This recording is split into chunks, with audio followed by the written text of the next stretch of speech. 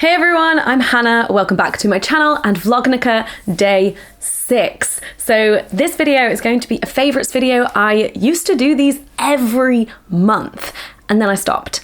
And now over on the Hannah Witton channel, I do these like sexy favourites videos in a series called Pleasure Trove, which is a lot of fun. But I thought for Vlognukah, I would bring back the traditional favourites videos and talk about some books, films, TV, etc, things that I have been enjoying recently. Even though it's been several months since I've done a traditional favourites video, these are still quite recent things because they're the things that are top of my mind. And if I start to sound weird, it's because I just bit my tongue and now my teeth are like, oh, that's so annoying. If you've been around for a while, you know how this goes. First of all, books. My current favourite, even though I'm still currently reading it, I am this far through, is the #1 Ladies Detective Agency by Alexander McCall Smith. This has been on my shelf for years. I think I got it from my mum or my dad.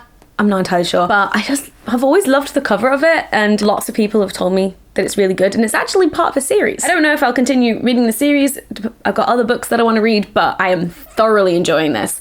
I do not know how to pronounce the main character's name, but she is the only female private detective in Botswana. So she is the #1 ladies detective agency. And she goes around solving mysteries and crimes that people like come to her with. Like, I think my husband is cheating on me, or I think this man is pretending to be my dad so that I will look after him, but in fact he is not my dad. Can you please help me prove that he is not my father? It's really funny. It's just quite jolly and I'm just like really enjoying it. It also feels a lot like short stories. So even though we're following like mostly the same character, each chapter kind of feels like its own little story. Kind of like how in Doctor Who, it's all the same characters, but every episode has its own arc. So I feel like every chapter like does a full story arc, and I just really like that. It's very satisfying. Another book I read recently, I actually listened to recently on Audible, and that's The Gentleman's Guide to Vice and Virtue. This was hilarious. I think I've mentioned it before, maybe in a video on the other channel, but it's basically about this guy, Monty, who is an aristocrat. Like, he's like a rich person in society. I don't know when it's set, Regency period or whatever. He's bisexual and he's in love with his best friend, Percy, and they go off on a gap year, or they call it their tour of Europe before he's like meant to go home and run the family estate. He's just been kicked out of Eton, you know, for being a menace and like sleeping around with boys. And basically it's him and his best friend Percy and his sister, and they go like around Europe, and hilarity and mystery and intrigue and adventure ensues. It's very funny and very saucy. And then this book ties us into my TV favourites. I recently reread Northern Lights to get ready for His Dark Materials, the new BBC HBO show. And rereading this was a brilliant experience because I barely remembered anything that happened in it, so it just felt like I was reading it for the first time. And the show itself is so good. I'm enthralled, I'm emotional. There's this other character, Will, who doesn't get introduced until the second book, but he's very, very important. But what they're doing with the TV show is they're actually like combining everything. But I feel cheated because had I known this, I would have reread all of the trilogy before embarking on the TV show. But now I feel a bit lost because I'm like, I don't remember the details. However, I do remember how important Will is, and how in the episode where they introduced him, I was so shocked. I was like, oh my God, we're meeting Will already. And I got very emotional about meeting Will as a character. And I'm kind of getting emotional now talking about it. Anyway, I need to reread the other 2 books. But now I'm just like, I'm in the series now. I think I'm going to finish the series and then I'm going to reread the other 2. Is anyone else watching it? How amazing is Ruth Wilson?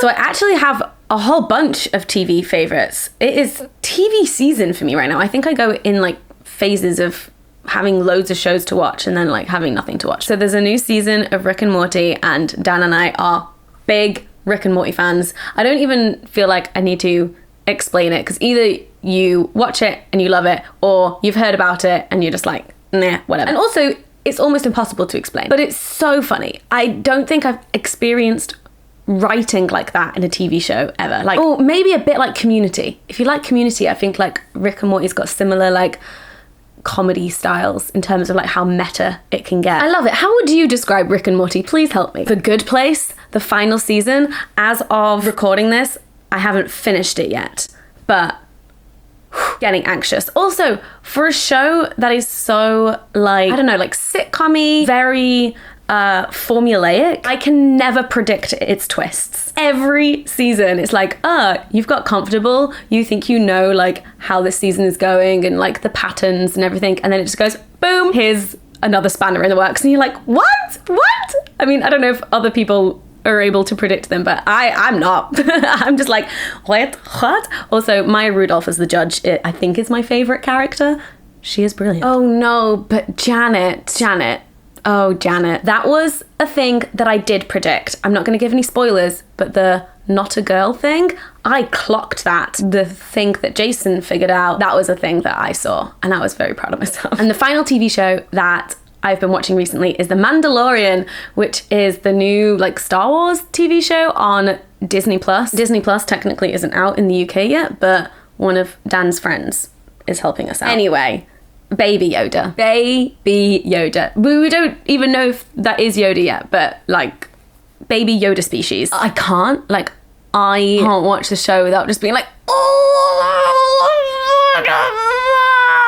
that's me watching The Mandalorian. Also, it's a great show. It's very funny. I don't really know where they're going to take it. I'm excited. Films. I've got one film favorite for you. Frozen 2. So Frozen has a very special place in my heart. When the first Frozen film came out, I was all in. I was Frozen obsessed. I loved it. I loved all the songs. I went to see it in the cinema multiple times and cried multiple times. And so the fact that they were doing a Frozen 2, I was just like, oh my God. I also don't think I've seen many other Disney sequels. I think I've seen The Little Mermaid 2. I haven't seen The Lion King 2, which apparently is like one of the good sequels. I don't know. I think The Little Mermaid 2 might be the only other Disney sequel that I've seen. I've never really been interested in Disney princess sequels. I'm just like, no, that's their story. That is it. I'm done. But with Frozen 2, I couldn't help myself. I had to. And I loved it. Of course. Mostly the outfits. I loved the outfits.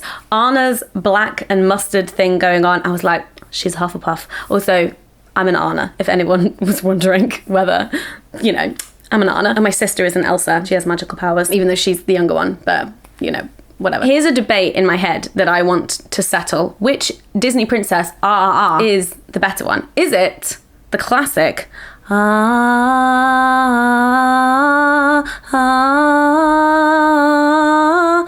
Little Mermaid? Or is it our new badass superhero Elsa?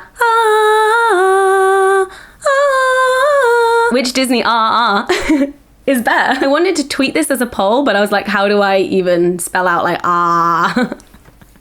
So we can do it in a poll on YouTube, because now you know which one I'm talking about. And I have been listening to the soundtrack constantly. My favorite songs on it are Show Yourself and Next Right Thing. Kristen Bell is amazing. Anyway, that's another observation. Next, I have a fashion style fave. I want to give a shout out to my favorite jewelry company, Eclectic Eccentricity. They're not just my favorite because they send me free jewelry. I genuinely love so much of their stuff, and it's really cool to be able to work with them. They recently sent me these earrings, and I'm obsessed because they're kind of like Christmas trees. At least that's what I think. So these are my like Christmas season earrings. A lot of their stuff is really like space themed, and I love it. If you ever see me wearing like interesting jewelry, chances are it is from them. #gifted. And also I have a 10% off code. You can use my name, Hannah, when you check out, and you'll get 10% off. So you're welcome. I found out about them from friends of mine who are wearing their jewelry, and a whole bunch of my friends have the like shuttle necklace, and I got that one too. And so sometimes we're all just like, yeah, we're all wearing the same necklace. Great. Ooh, I have some theatre faves. I love the theatre. Also, both of these favourites, #gifted. Oh my God, no, do I have 3? Oh my God, it's been so long since I've done a favourites video, and I've gone to see so many shows. I'm like, One of the things that I love about my job is that sometimes I get to go to the theatre for free. I get gifted tickets to things, and I will never take that for granted. I absolutely love the theatre. So much so, and I've spent so much money, and I actually have spent so much on my own money on theatre tickets this year, that I've created like a separate pot in my Monzo. You know how like in those banking apps and stuff you can like create savings accounts? I've created a pot specifically for shows so that when a show comes around, I'm not like, oh, I'm taking this money out of my taxes account to pay for the show, which happens a lot. So now I'm actually actively putting money aside every month to go into the show's account so that when something comes up that I'm like, right, time to buy a ticket, like the money is there. I'm taking my love of theatre very seriously. Do not want to go bankrupt for it. So there's lots of things that I've seen recently and I'm going to race through them. First of all, anything at the Old Vic. I recently did a brand deal with the Old Vic, so just disclaimer, it was over on Instagram, and so I got paid for that campaign, but then they also like gift me tickets to lots of other shows.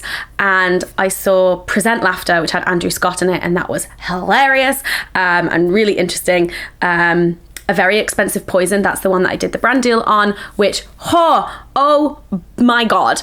Like, I'd never seen theatre like that. It was amazing. Don't know how to describe it. It was amazing. And then recently went to see A Christmas Carol. And I don't think I've ever seen a production of it. But oh my God, it was amazing. They had people handing out mince pies and satsumas in the audience. And it was that perfect level of like, this is serious theatre and we are acting and the stage design and the music and everything is like beautiful and incredible, but then also like kids come and see this and we're gonna make it fun and we're gonna make it a bit silly. Just like the balance of that was perfect. The RSC, the Royal Shakespeare Company, invited me to go see their gender swapped production of Taming of the Shrew, which basically made me realize that the Taming of the Shrew is like a horrible play, but this production was great. Like the actors in it like made it all really funny. When you're seeing the actual like Shakespeare being spoken, but the genders are all switched, you're like, this is horrific. Because my only real reference of Taming of the Shrew is 10 Things I Hate About You, which is a great film. The original text, the source material, oh boy, Shakespeare P, problematic. Are we gonna cancel Shakespeare? I mean, we probably should have ages ago, but he has lots of other good stuff, I guess. I realise I'm in a very lucky position because of my job that I get gifted a lot of things, and I'm really sorry, I'm going to say another thing that I got that was gifted. This isn't me bragging or anything. This is just perks of my job, and I'm very, very grateful for them and for you. I went to Secret Cinema Stranger Things, and I'm putting this in theatre because there are actors and it's like immersive theatre, and oh, it was so good. Me and Dan dressed up for it, and I just get very into immersive theatre, and when the characters were running around I was genuinely like, there's Mike, there's Eleven, oh my God, there's Joyce, like, oh my God, there's Jonathan and Nancy, like, I'm like, it's them, there's Steve and Dustin. Max grabbed my hand at one point, she was like, have you seen Lucas, and like grabbed me, and we like ran off somewhere. I love it when I get a little interaction. That was brilliant. If you haven't been to a secret cinema experience, they are expensive, but I would recommend. I went to a Romeo plus Juliet one last year. Oh, so good. Speaking of immersive theatre, I paid for this one and I paid so much money for it. I was in New York and I was like, what's on? And I went on Todaytix and there was tickets for Sleep No More, which is a very expensive immersive theatre experience, but oh boy, was it worth it. I fell in love. It's loosely Macbeth. It's dance, mostly. All of the theatre guests, attendees, are wearing masks. You follow the characters around and it does like 3 loops and you can wander around and it's terrifying and beautiful and weird and really sexy. Apart from some of the murder scenes. But other than that, sexy. Those are all of my theatre faves. The next fave is lots of stuff that I paid for. So I talked about this briefly in an episode of Pleasure Trove because it's kind of sex related. The Vagina Museum opened, but I'm gonna take you through some of the things that I bought in the gift shop of the Vagina Museum because I love a good gift shop. Actually, I lied, I got some of these things for free. Ha ha ha ha ha, but not really for free. This is my Clitorati membership pin. It says, I came first, and I got this because I paid to be a member of the Vagina Museum. And this I got in a raffle. It is a screaming vulva. It is made by that Japanese artist that made like a vulva canoe and got arrested for it, and I can't remember her name, but it's like one of hers. So this is special. And she sits on my desk. Wait, what kind of noise do you reckon she's making? I saw this card in the gift shop. It was designed by Florence's sister. Florence is the founder of the Vagina Museum.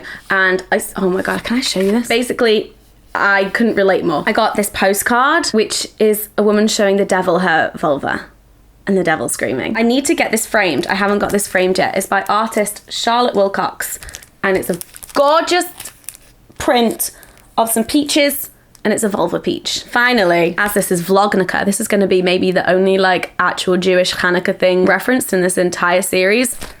It's a Hanukkah card and it says labia minora.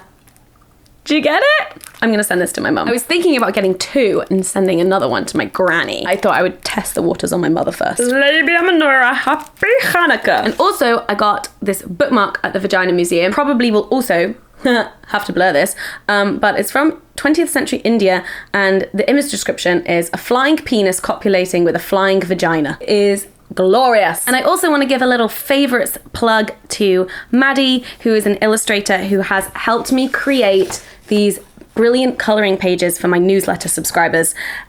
This was December's, which I've colored in, and this is going to be January's, which I need to color in. It's like a big New Year's celebration with lots of people kissing and drinking at midnight. Not everyone kissing though, because not everyone needs a New Year's kiss. It's too late to get this one because it's only coming out with the newsletter each month. But if you want to get this one, then sign up before the 1st of January, because my monthly newsletter comes out on the 1st of every month.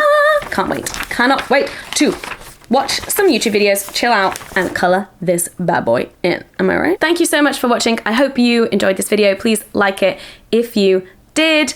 I genuinely do feel a bit weird about mentioning so many plays and theatre stuff that I got gifted tickets to, but I promise you, like, I do not take that shit for granted. I love it, and I realize that my job is very unique and there are lots of great perks to it. But I don't know if that was weird mentioning so many in one video, but I love theatre. Thanks for watching again, and make sure to subscribe and hit that notification bell, and I'll see you tomorrow.